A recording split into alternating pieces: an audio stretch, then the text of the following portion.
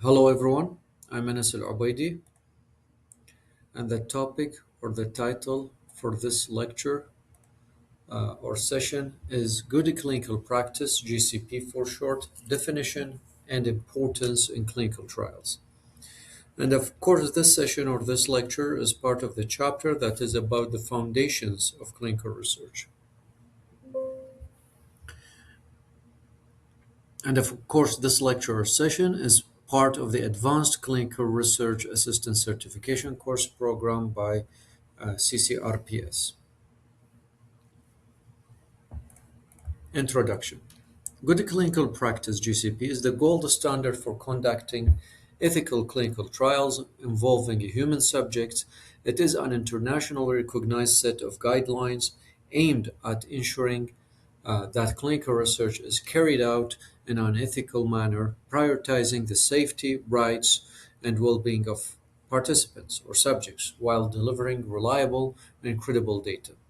Central to GCP is the principle that the welfare of participants must always take precedence over the interests of science and society. These guidelines also seek to harmonize research practices globally, ensuring consistency and compliance across regions. GCP was developed as a result of historical ethical violations and the need for standardized clinical trial processes.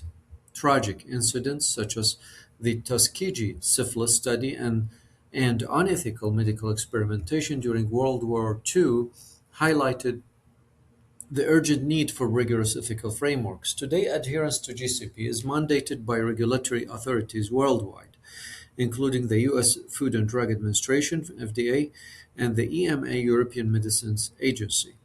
The principles of GCP encapsulate every phase of clinical research, from designing the study to reporting results. Ethical considerations such as informed consent, oversight by ethics committees, and accurate data reporting are cornerstones of GCP. For clinical research assistants (CRAs) or clinical trial assistants (CTAs), understanding and adhering to GCP guidelines is critical. Their role is essential in ensuring protocol compliance, data accuracy, and participant protection. Without GCP, the credibility of clinical research would be compromised, jeopardizing not only regulatory approvals but also public trust. GCP doesn't merely enforce regulations, it fosters a culture of ethical responsibility in medical research that ensures both scientific advancements and participant safety. Key points. Definition and core objectives of GCP. GCP is defined as an international ethical and scientific quality standard for designing, conducting, recording, and reporting clinical trials. It is designed to protect trial participants' rights and ensure the credibility of data generated through clinical research. Core objectives: participant safety and well-being. GCP prioritizes participants' protection by mandating thorough risk analysis, appropriate informed consent processes, and continual monitoring. Example: trials must balance risks with potential benefits while implementing measures to minimize harm and discomfort to participants. Scientific credibility: adherence to high scientific standards ensures that data from clinical trials is valid, accurate, and reproducible. Example: standardized procedures for planning, executing, and documenting trials help reduce error and bias, ensuring reliable outcomes. Regulatory compliance: compliance with GCP is legally required in many regions to guarantee trial standardization, enhance transparency, and maintain public trust. Example: clinical trials conducted under GCP guidelines adhere to regulatory requirements, enabling global acceptance of data. And here is a diagram on core objectives of GCP. Historical background: GCP as a framework emerged in response to historical tragedies and increasing awareness of ethical lapses in research. Its development was influenced by several key documents and milestones. Key milestones in the development of GCP: the Nuremberg Code 1947, derived from the Nuremberg trials after World War II. This was the first document to highlight voluntary informed consent and the protection of human subjects in research. The Declaration of Helsinki, 1964, adopted by the World Medical Association, WMA. This declaration reinforced ethical principles in biomedical research, including guidelines for participant protection and clinical trial ethics. The Belmont Report 1979 established principles such as respect for persons, beneficence, and justice, shaping the ethical framework for GCP. Regulatory advances, events such as the uh, Kefauver-Harris Amendment in the United States, which mandated drug safety and efficacy evaluations, paved the way for formalized GCP guidelines. These milestones collectively established the ethical and scientific principles embedded in modern clinical trial regulations. And here is a diagram on evolution of GCP ethics. Nuremberg from bottom to top, Nuremberg, Helsinki Declaration, Belmont Report, and the regulatory advances.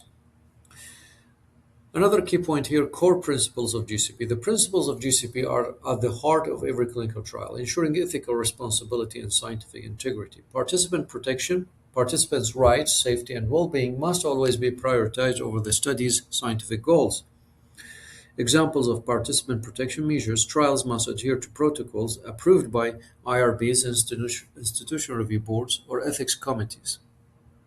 Risks must be minimized and justified by potential benefits. Scientific soundness: clinical trials should follow a clear, defined protocol for accurate data collection and analysis, ensuring scientific credibility. Examples of scientific quality: randomization ensures that study groups are comparable, reducing selection bias. Double-blind methods prevent bias by concealing treatment group assignments from both researchers and participants. Data integrity, accurately recording, handling, and reporting clinical data is key to ensuring the trial's validity. Reliable data fosters trust in research findings and supports regulatory decisions. Examples of practices ensuring data integrity: auditing trial procedures to ensure compliance with protocol requirements, maintaining secure, tamper-proof storage of electronic and physical trial records, ethical conduct with vulnerable populations. Special safeguards should be implemented when trials involve vulnerable populations such as children, the elderly, or socioeconomically disadvantaged groups. Example: pediatric drug trials require parental consent and additional ethical oversight to account for the potential risks to minors. And here is a diagram on GCP principles pyramid. Another key point here, global impact of GCP. GCP serves as a harmonized standard that enables global collaboration in clinical trials. Facilitating international research, GCP promotes the acceptance of trial results across borders by ensuring standardized practices and ethical compliance. Example: a multinational cancer trial adhering to GCP principles ensures data credibility and regulatory approval in all participating countries. Regulatory compliance adhering to GCP guidelines is a legal obligation in regions like the EU, European Union, US, United States, and Japan. Non-compliance can result in penalties and disqualification of trial results. So adhering to GCP guidelines is a legal obligation in regions like European Union, US, and Japan. Example: the EU's, European Union's, clinical trial directive mandates that all trials conducted within its jurisdiction adhere to GCP for consistent trial conduct. And here is a diagram on ensuring global trial integrity. Another key point, practical applications of GCP. GCP guidelines ensure that research remains participant-centered while producing valid and globally accepted data. Application in clinical trials. Example 1. A European trial evaluates a new drug under GCP conditions, ensuring ethical compliance, data credibility, and participant safety. Example 2.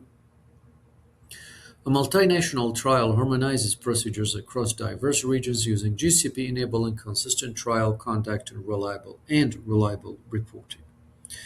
Role of clinical research assistants. For clinical research assistants, GCP provides a structured framework to promote ethical and high-quality trials.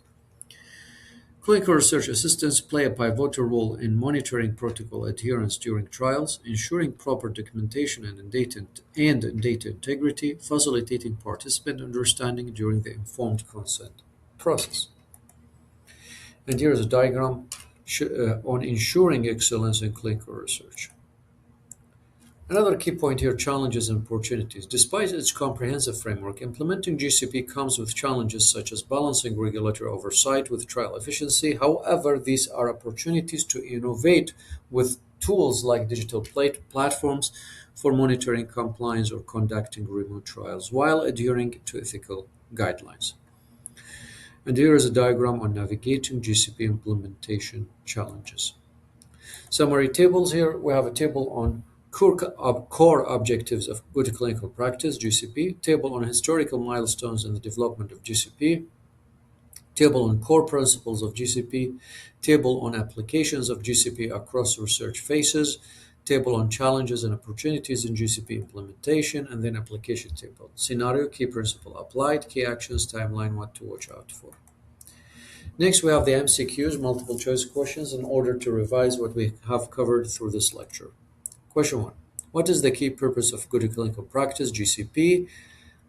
The answer would be B, to ensure the right, safety, and well-being of participants and data credibility, as the core objective of GCP is to prioritize participant protection while ensuring that the clinical trial data is accurate, reliable, and credible. Question 2.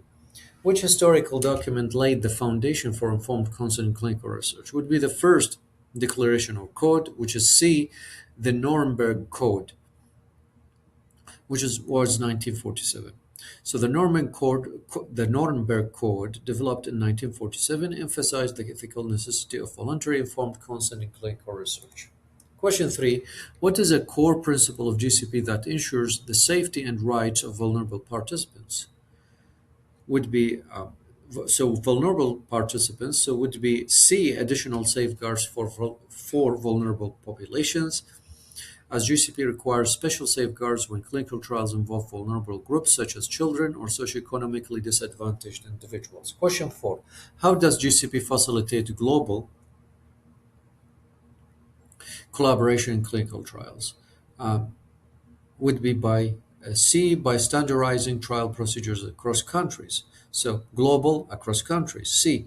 So GCP provides a harmonized framework that aligns clinical trial practices globally, making it easier to conduct and approve multinational studies. Question 5. Why is data integrity considered a critical principle under GCP? Well, answer would be B. It prevents researchers from tampering with trial results. So GCP emphasizes accurate recording, handling, and reporting of data to safeguard its credibility. Data integrity is vital for reliable trial outcomes, which directly influence regulatory approval and public trust in medical research findings.